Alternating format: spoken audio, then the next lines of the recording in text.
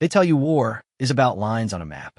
They tell you it's about territory, resources, ideology, or the cold, hard calculus of geopolitics. But when you're knee-deep in mud that smells like copper and rot, with the sky turning a bruised purple above you, you realize they're lying. War isn't about maps. It's about the weight of a single choice. It's about the moment your radio crackles with a voice you've known for 10 years, telling you that the 3 people trapped behind enemy lines are not just casualties. They are catalysts. Save them, and you trigger a chain reaction that burns the world down. Leave them, and you keep your soul intact, but lose your humanity. This isn't a story about heroes who always make the right call. This is a story about the ones who had to choose which wrong was bearable. If you think you know what sacrifice looks like, listen closely, because I'm about to tell you how I saved 3 lives, and in doing so, doomed us all. And yet I would do it again. The rain in the Kalen Valley didn't fall, it hammered. It was a physical assault, a relentless, icy barrage that turned the limestone ridges into slick, treacherous slides, and the valley floor into a sucking quagmire of clay and despair. I lay prone on the crest of Ridge 404, my cheek pressed against the cold, wet rock, watching the thermal imaging display on my wristcom flicker. The battery was dying. Everything was dying. The power grid, the morale, the hope. Check your 6, Cap. Miller's voice came through the comms, stripped of its usual bravado by the static and the shivering cold. I've got movement in the tree line. Sector 7. Could be wind. Could be them. It's them, I said, my voice low, barely a whisper against the roar of the storm. It's always them. I shifted my weight, feeling the ache in my lower back where a shrapnel fragment from 3 days ago had lodged itself deep in the muscle. I hadn't taken it out. There was no time for surgery, only for pressure dressings and painkillers that tasted like chalk and regret. Beside me, Jinx was calibrating her drone, her fingers moving with the delicate precision of a watchmaker despite the freezing temperatures. She didn't look up. She never did when she was working. Her hair, usually a chaotic halo of curls, was tucked tightly under her helmet, secured with zip ties because the elastic bands had snapped weeks ago. Drone is up, Jinx said, her tone flat. Battery at 40%. I can give you 5 minutes of eyes before it becomes a brick. What are we looking for? Proof of life, I said, and proof of death, preferably in that order. We were Echo Team, or what was left of us. 6 months ago, we were 12. Now we were 4. Me, Captain Elias Thorne. Miller, our heavy weapons specialist, a man who could crack a joke while reloading a .50 caliber machine gun. Jinx, our tech wizard, who spoke more to her machines than to people. And Doc, our medic, who carried the weight of every soul we couldn't save in the hollows of his eyes. The mission was simple on paper. Infiltrate the Kalen Valley, locate the missing reconnaissance unit, Sierra 2, and extract them before the separatist forces, the Iron Vanguard, could execute them as propaganda trophies. Simple, clean, surgical. But war is never surgical. It's messy. It's jagged. It's a butcher's work. Got something, Jinx said, her eyes narrowing as she stared at the tablet strapped to her forearm. Heat signatures. 3 distinct bodies, huddled together in a cave system about 2 clicks north-northeast. They're alive, Cap barely. Their body temps are dropping. 3, Miller muttered, shifting his rifle. Sierra 2 had 4 members. Where's the 4th? I felt a chill that had nothing to do with the rain. Maybe he's already gone. Maybe he's the one keeping them warm. Or maybe he's bait, Doc said, crawling up beside us. He looked exhausted, his face smeared with mud and blood that wasn't his. He checked his medkit, a reflexive tick he developed since the incident in the lowlands. If they're huddled, they're conserving heat. That means they're injured. If they're injured, they can't move fast. If they can't move fast, we have to carry them. And if we have to carry them, we're slow. And if we're slow, we're dead, Miller finished for him. He grinned, but it didn't reach his eyes. Classic Echo Team luck. We don't just walk into traps, we build them ourselves. Shut up, Miller, I said, but there was no heat in it. We needed the humor. It was the only thing keeping the fear at bay. The fear was a living thing here, coiling around our ankles, waiting for a misstep. I pulled up the tactical map on my comp. The cave was deep in Vanguard territory. To get there, we had to cross the open zone, a stretch of barren land swept by sniper fire and automated turrets. It was a suicide run, but leaving them was not an option. Not yet. Here's the plan, I said, tracing the route with a gloved finger. Jinx, you keep the drone high. Use the cloud cover. I want eyes on every ridge. Miller, you take point. Heavy suppression if we get pinned. Doc, you're on rear security. I'll take center. We move fast, we move quiet, and we get in and out before they know we're there. And if they do know? Doc asked. Then we make sure they regret it, I said. We moved out 10 minutes later. The descent into the valley was brutal. The mud sucked at our boots, trying to pull us down into the earth. Every step was a battle against gravity and fatigue. My lungs burned with the cold air, each breath a sharp sting. I focused on the rhythm of my breathing, the cadence of my steps. In, out, left, right, stay alive. Miller took point, his massive frame cutting through the brush with surprising grace. He moved like a predator, silent and deadly. Jinx followed close behind me, her eyes glued to her tablet, guiding us through the blind spots in the Vanguard sensor net. Doc brought up the rear, his rifle ready, his head on a swivel. We reached the edge of the open zone an hour later. The rain had eased to a drizzle, but the fog had rolled in, thick and cloying. It obscured vision, turning the world into a gray void. Drone is picking up acoustic anomalies, Jinx whispered. Engines. Diesel. Old models. They're patrolling the perimeter. How many? I asked. Hard to say.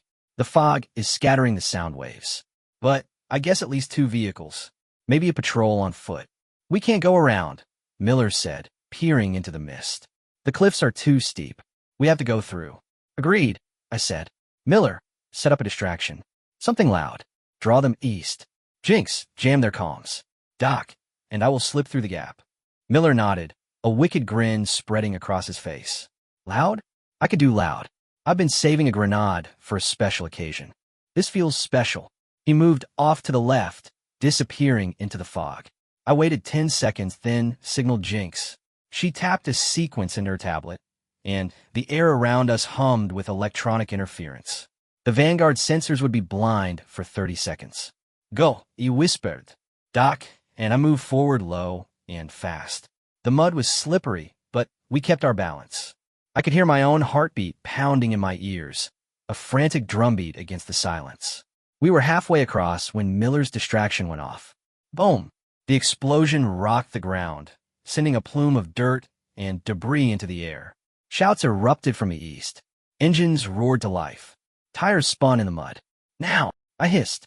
We sprinted the last 50 meters, diving into the tree-line just as bullets began to chew up the ground where we had been standing. I rolled to my feet, gasping for air, and checked on document. He was okay, shaking but okay. Miller, I called out. Having a blast, Cap. Miller's voice crackled over the comms. They're chasing ghosts. I'm looping back. Meet you at the cave entrance in 5. Copy that. Move fast. We pushed deeper into the forest, the trees growing thicker, blocking out the gray sky. The air smelled of pine and decay. It was eerie, silent except for the distant sounds of the chase. We found a cave entrance hidden behind a waterfall. The water was icy, numbing our skin as we waded through the shallow pool. Inside, the cave was dark and damp. I clicked on my night vision goggles, the world turning a ghostly green. Sierra 2? I called out, keeping my voice low. This is Echo Team. We're here to extract you. Silence. Then a weak cough.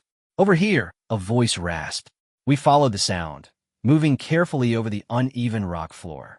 In a small alcove, huddled together under a tattered tarp, were 3 figures. 2 men and 1 woman. They were battered, bruised, and bleeding, but they were alive. Thank God. Doc breathed, rushing forward to assess them. I scanned the area, my rifle raised. Where's the 4th member? The woman, whose name tag read Vance, looked up at me. Her eyes were wide with terror and something else. Grief. He's gone, she whispered. Sergeant Hayes. He stayed behind to hold the pass. He told us to run. I felt a pang of sorrow for Hayes. A good soldier. A brave man. But we didn't have time to mourn. Can they walk? I asked. Document Doc was already checking vitals. 2 of them can. Vance has a broken leg. We'll need to carry her. Miller, Jinx, converge on my position, I said into the comms. We have the package. Prepare for extraction. Copy that, Cap, Jinx replied. But you've got a problem. What kind of problem? The Vanguard isn't just patrolling. They're setting up a cordon. They know someone is in here. They're sweeping the sector. We have maybe 20 minutes before they pin us down. 20 minutes. To carry a wounded woman out of a cave, through a minefield, and across hostile territory. It was impossible, but we didn't have a choice. Help me get her up, I said to document together. We lifted Vance. She cried out in pain, but bit her lip to stifle the sound. The other two, privates named Cole and Rivas, supported themselves, leaning on each other for strength. We moved out of the cave, back into the rain. The fog had lifted slightly, revealing the dark, jagged peaks of the mountains around us. It was beautiful in a terrifying way. Nature indifferent to our struggle. We had made it about 500 meters when the first shot rang out. It cracked through the air like a whip, striking the rock inches from my head. Stone shards sprayed across my face. Contact, Miller yelled, opening fire with his heavy rifle. The booming report of his weapon echoed through the valley, drowning out the rain. Take cover, I shouted, dragging Vance behind a large boulder. Doc and the other two soldiers dove in beside us. Jinx slid in next to me, her tablet glowing in the dim light. They got us pinned. 3 squads, north and east. They're closing in. Can you jam them again? I asked. Not for long. They've switched to hardened frequencies. I need time to hack the encryption. We don't have time, Miller growled, firing another burst. They're flanking us. I looked at Vance. She was pale, her breathing shallow.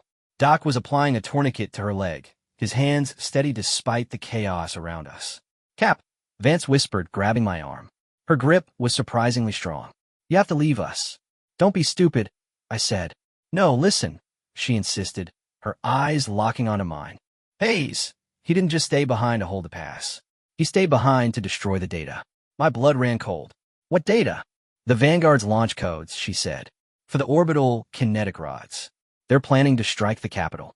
Hayes destroyed the server, but he couldn't destroy the backup. It's on a drive. He gave it to me. He said if we got caught, they'd torture us for it. But if we escaped, we could deliver it to command. She reached in her vest and pulled out a small black data drive. It was slick with blood. If you save us, she said, you save the drive. But the Vanguard will hunt us to the ends of the earth. They will burn every village, kill every civilian to get it back. You'll be leading them right to the safe zones. I stared at the drive. It was small, insignificant, but it held the power to destroy cities, to kill millions. And if we leave you? I asked. Then the drive dies with us. The Vanguard won't get it, but neither will command. The strike might still happen, but at least the Vanguard won't have the leverage to demand surrender. It was a hell of a choice. Save them and risk everything. Leave them and condemn them to death, but potentially save the greater population from the wrath of the Vanguard's pursuit. God! Miller yelled. They're breaching the perimeter. We have to move. I looked at my team. Miller, fighting with grim determination. Jinx, frantically typing code. Doc, holding Vance's hand, offering comfort in the face of death. And I looked at Vance, terrified but resolute. Save them, she whispered. Please. I grabbed the drive. We're not leaving anyone behind, I said. Miller, suppressive fire. Jinx, find us a way out. Doc, get Vance on my back. Cap, this is suicide, Miller said, but he didn't stop firing. Maybe, I said, but it's our job. I hoisted Vance onto my back, her weight heavy and fragile. We broke from cover, running into the hail of bullets. The world narrowed to the path ahead, the sound of gunfire, and the beating of my own heart. We were running not just for our lives, but for the souls of everyone we loved. And I knew, with a sinking certainty, that this decision would haunt me for the rest of my days. Because as we ran, I saw the Vanguard drones rising into the sky, their red eyes scanning the ground. They weren't just hunting us. They were tracking the drive, and they would stop at nothing to get it back. I had saved them, but I had doomed everyone else. The run back to the extraction point was a blur of pain and adrenaline. My legs burned, my lungs screamed, and the weight of Vance on my back felt like carrying a mountain. But we moved. We moved because stopping meant death. Miller laid down a wall of fire, his rifle roaring like an angry god. Bullets sparked off the rocks around us, chewing up the earth. Jinx was ahead of us, her drone buzzing overhead, painting targets for Miller and clearing a path through the minefield. Left! Go left! Jinx screamed. Mine cluster ahead. We veered left, sliding down a muddy embankment. Vance groaned in pain, her arms tightening around my neck. Sorry, I gasped. Hold on. I'm okay, she lied. I could feel her trembling. Doc and the other two soldiers were right behind us, providing covering fire. Cole took a hit to the shoulder, spinning around, but Rivas caught him, dragging him along. Keep moving, Doc yelled. Don't stop. We reached the tree line just as a mortar shell exploded where we had been standing. The shock wave threw us forward, slamming us into the mud. I rolled, shielding Vance with my body. Dirt rained down on us, choking and blinding. Everyone up. I coughed, spitting out mud. We're almost there. The extraction point was a clearing half a click away. Our dropship, the Valkyrie, was waiting. But so was the Vanguard. As we emerged from the trees, I saw them. A platoon of Vanguard elites, entrenched in the clearing. They had heavy machine guns, rocket launchers, and armored personnel carriers. They were waiting for us. Damn it, Miller spat. It's an ambush. They knew. Jinx said, her voice trembling. They tracked the drive. They knew we'd come this way. I looked at Vance. She met my gaze, her eyes filled with apology. I'm sorry, she mouthed. No time for sorry, I said. We fight. Cap, we can't take them, Doc said. We're outnumbered 10-1, and we're exhausted. We don't have to take them, I said. We just have to distract them long enough for the dropship to land. Ow, Miller asked. I looked at the data drive in my hand. It was small, black, and unassuming, but it was the most valuable object in the world. Jinx, I said, can you broadcast a signal? Make it look like we're transmitting the data. Jinx's eyes widened. I can, but it'll drain my battery, and it'll pinpoint our location exactly. Do it, I said. Broadcast it from the drone. Send it on all frequencies. Make them think we're uploading it to command. They'll focus all fire on the drone, Miller said. Exactly, I said. And while they're distracted, we flank them. Miller, you take the left. Doc, right? I'll go center. We hit them hard and fast. Get to the dropship. And the drone? Jinx asked. It's expendable, I said. Just like us. Jinx hesitated, then nodded. She typed furiously on her tablet. Broadcasting in 3, 2, 1. The drone shot up into the sky, emitting a high-pitched whine. A beam of blue light pulsed from it, simulating a data transmission. The Vanguard soldiers reacted instantly. Their heads turned upward. Their weapons shifted target. Now, I yelled. We charged. Miller opened fire from the left, his heavy rounds tearing through the Vanguard's cover. Doc and Rivas fired from the right, keeping their heads down. I ran straight down the center, my rifle blazing. The Vanguard was caught off guard. They were expecting a stationary target, not a coordinated assault. Chaos erupted. Smoke grenades popped. Shouts echoed. I closed the distance, my heart pounding in my throat. I could see the faces of the enemy soldiers. Young, scared, just like us. I didn't hesitate. I couldn't. I reached the first APC and tossed a grenade into the open hatch. The explosion rocked the vehicle, sending shrapnel flying. I dove behind it, taking cover. Dropship inbound. Jinx yelled. 30 seconds. Keep them busy. I shouted. Miller was laughing now, a manic, desperate laugh. Come in, get it, you bastards. Doc was dragging Cole toward the dropship zone. Rivas was providing cover, his movements precise and efficient. I peeked around the APC. The Vanguard was regrouping. They realized the drone was a decoy. They turned their weapons back toward us. A bullet grazed my arm, tearing through my sleeve. I ignored the pain. 10 seconds. Jinx yelled. The dropship descended, its engines roaring, kicking up a storm of dust and debris. The ramp lowered. Go, go, go, I screamed. Miller broke cover, sprinting toward the ramp. Doc followed, carrying Cole. Rivas jumped on board. I looked for Jinx. She was still near the drone controller, trying to retrieve the hard drive. Jinx, leave it, I yelled. She looked up, her eyes wide. I can't. It has the encryption keys. Leave it. A rocket launcher fired. The missile streaked toward Jinx. I didn't think. I just moved. I sprinted toward her, tackling her to the ground just as the missile impacted. The explosion threw us both forward, slamming us into the mud. My ears rang. My vision blurred. I crawled to Jinx. She was unconscious, bleeding from a cut on her forehead. Jinx! I shook her. Wake up. She groaned, opening her eyes. Did we get it? Yeah, I said, grabbing her arm. We got it. Now move. I dragged her toward the dropship. The ramp was closing. Miller reached out, grabbing Jinx's other arm, pulling her aboard. I jumped on just as the ramp sealed shut. The dropship lurched upward, ascending rapidly. Bullets pinged off the hull, but we were out of range. I collapsed on the floor, gasping for air. My body ached. My arm throbbed, but we were alive. Vance was sitting against the wall, clutching the data drive. She looked at me, tears streaming down her face. Thank you, she whispered. I didn't answer. I couldn't. I was too busy thinking about what we had just done. We had the drive. We had saved Sierra too. But we had also led the Vanguard to our doorstep. And now they knew we had it. The dropship pilot's voice came over the intercom. Command says we're to proceed to Safe Zone Alpha. They're preparing a defensive perimeter. Safe Zone Alpha, home to 50,000 civilians. Refugees. Families. If the Vanguard followed us there, I closed my eyes. The weight of the drive felt heavier than Vance had. Cap, Miller said, sitting beside me. He handed me a canteen. We did good, did we? I asked. Miller looked at me, his expression serious. We saved our own. That's what matters. Is it? I asked. Miller didn't answer. He just took a drink from his own canteen and leaned his head back. Jinx was waking up, Doc tending to her wound. Vance was staring at the drive, her face pale. I looked out the window. The valley was shrinking below us, disappearing into the clouds. But I knew the Vanguard was still there, watching, waiting, and they would come for us. Safe Zone Alpha was not safe.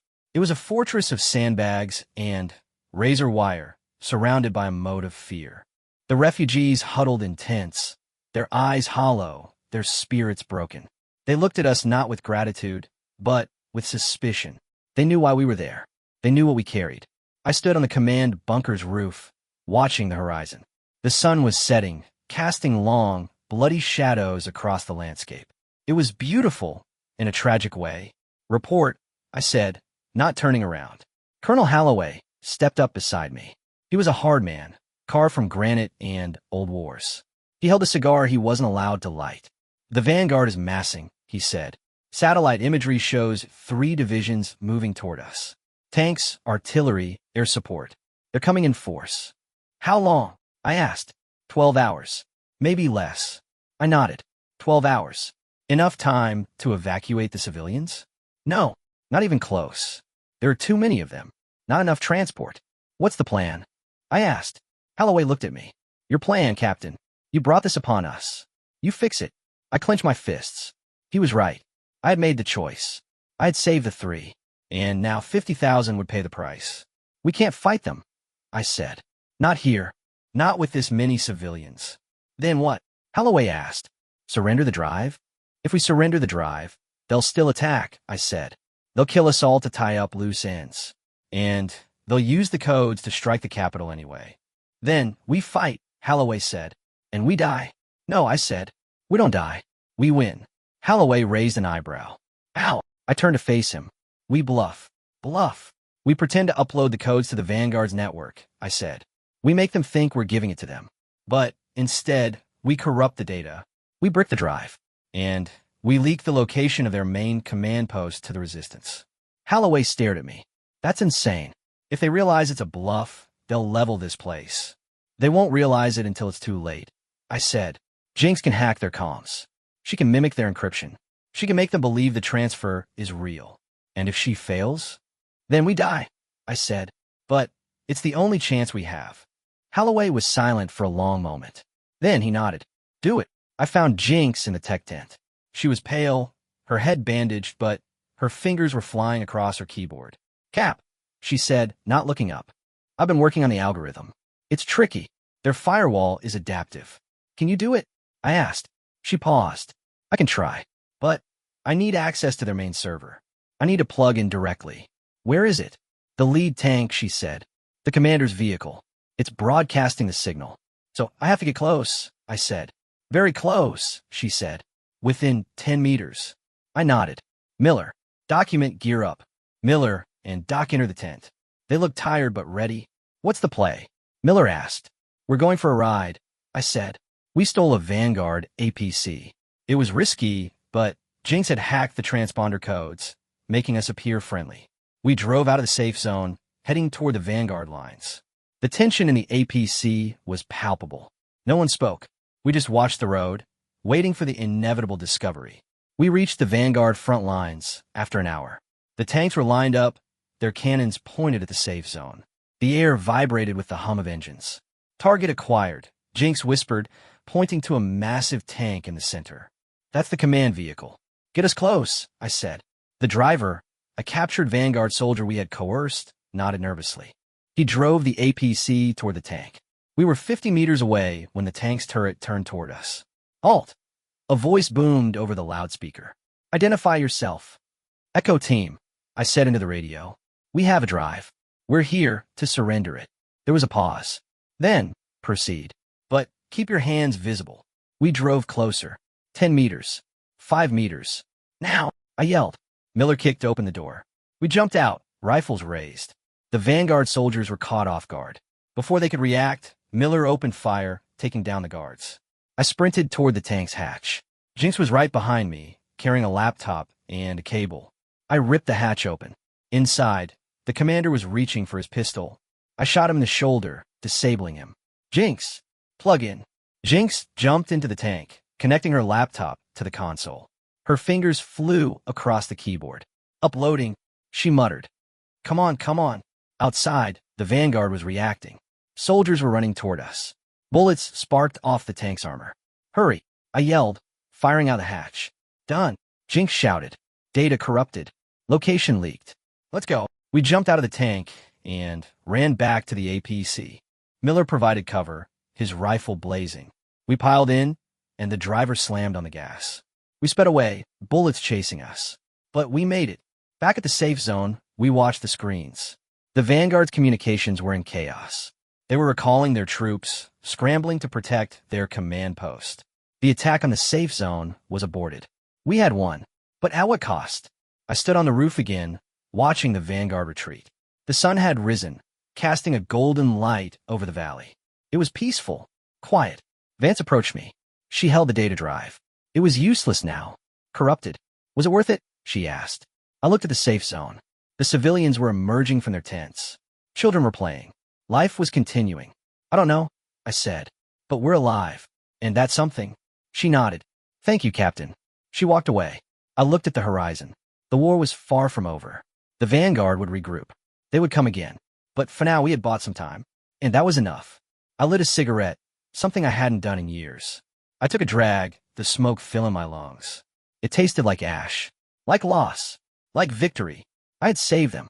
And I had doomed everyone else. But maybe, just maybe, doom wasn't the end. Maybe it was just the beginning of something new.